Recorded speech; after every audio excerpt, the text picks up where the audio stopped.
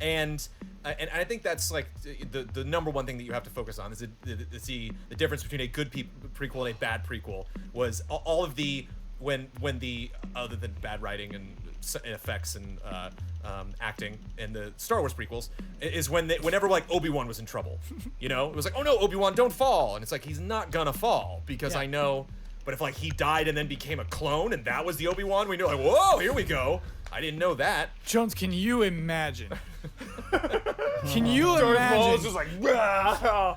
the uproar if Obi-Wan was a clone the whole time? But then don't even bother getting into Obi-Wan's in trouble moments. Sure. Because I don't care. You know, I like hear you. maybe show him in danger and then just get out of that scene because I don't care. Yeah. Whereas like, why did Anakin, But it's you know, also kill because- Padme? no, but That's it's kind of what I like why about. did these It's what I things kind of happen? like about His Clone master Wars, the dies series. though, dude. Qui-Gon dies right there. That's a big character moment for Obi-Wan. And it gives you. Locate a That bomb. was a Context. positive. Yeah, We yeah. didn't know Qui-Gon. We didn't know But stuff. Jones is saying like, why have Obi-Wan in danger? Like putting Qui-Gon in danger. Or is not great, necessarily yeah. don't put him in danger, just don't focus on Yeah, it. yeah. That's actually what I Literally liked don't about. have the cliffhanger Obi-Wan moment. Your It's drone like- has found a bomb. I like that in Clone Wars, the series, they introduced this character Ahsoka, and it's like, wait, something bad's gonna happen to Ahsoka because she's not around in the trilogy. So it's like that's kind of cool.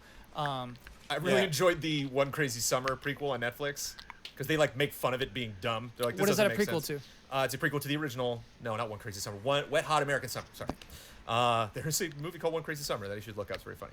John seconds Cusack, to I go. believe.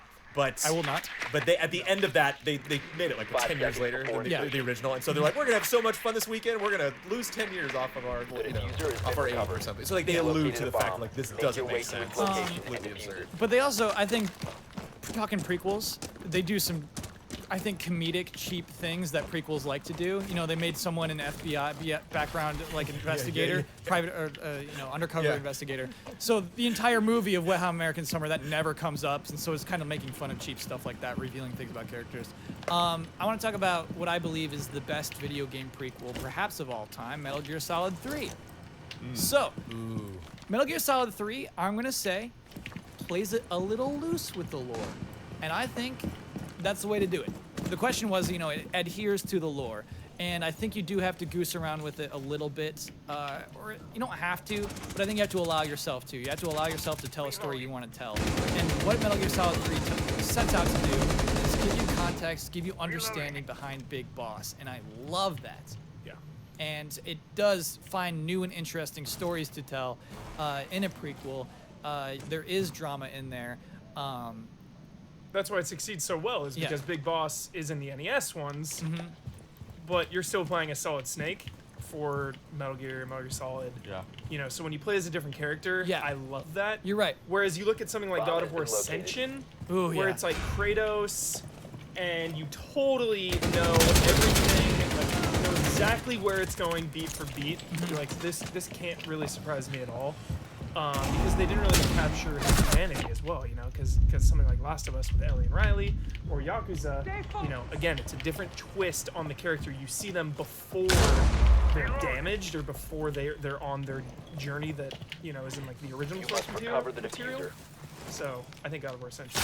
The diffuser is now But I would say like secured. really play up Kratos' awfulness. You know, then have lots of people telling him like, you're gonna get what's coming to you, man. Just so you're like, yeah, he is. I know he is. But, like, it's not. Don't play it to me where it's just like, who knows how this is gonna end? Be like, Yeah. I know you know, so I'm gonna play up all those moments. I'm But gonna I give did you those not know how it opportunities. ever But then go you down look a at like prequel. Ghost of It's like- Sparta, yeah. which is a prequel to 2, but also a sequel to 1. So it's kind of this like in between game, and that's amazing because you learn all about brother.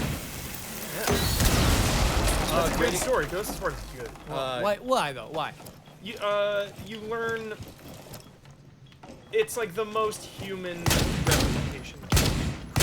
So you have a greater understanding of Kratos. Greater after understanding of playing through it. Kratos, he regrets things, you know. Op 4 eliminated. Whereas in Ascension, young, bird, parents, you know, and then the other ones are like Oh. his path for revenge. So a lot of people say it's one note. I Sweet. love it. It's still him on the path of revenge. Whereas Ghost of Sparta, he thinks he's like, I regret what happened with.